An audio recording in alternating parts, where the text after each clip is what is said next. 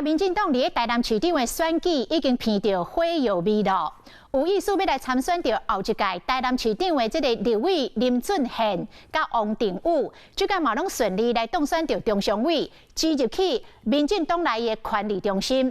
也毋过因两个人也有一个上强的对手，就是立委陈定辉。陈定辉这届嘛选到中常委。我们从中央争取很多的预算，都遇到这个问题。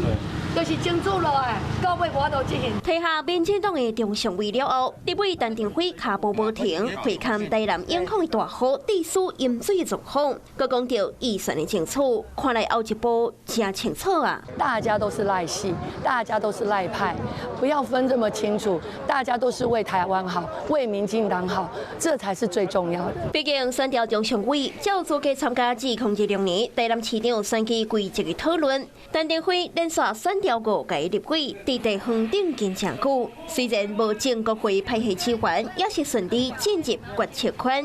是讲看名地面上可能的竞选，林俊宪早就开始准备，尽管是签落系统的过国文，提早布局台南党部主委，拢是要争取市长提名的主导权。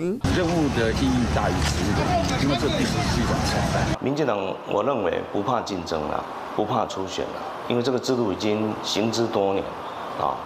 重点在于初选后，大家要赶快凝聚团结。赖清德的派系斗斗咧扩大，是讲有意思要选台南市长的人，外界评估也有永建会的王定宇，三个人拢将会参加，方认为是御前会的拜三中常会。台南市长的竞选战已经开始。咱捌几档啊？2、5档超过啊？超过2、5档呢。你若这好，你们2个这么久的朋友了，你若2026准备对决的时候，怎样弄？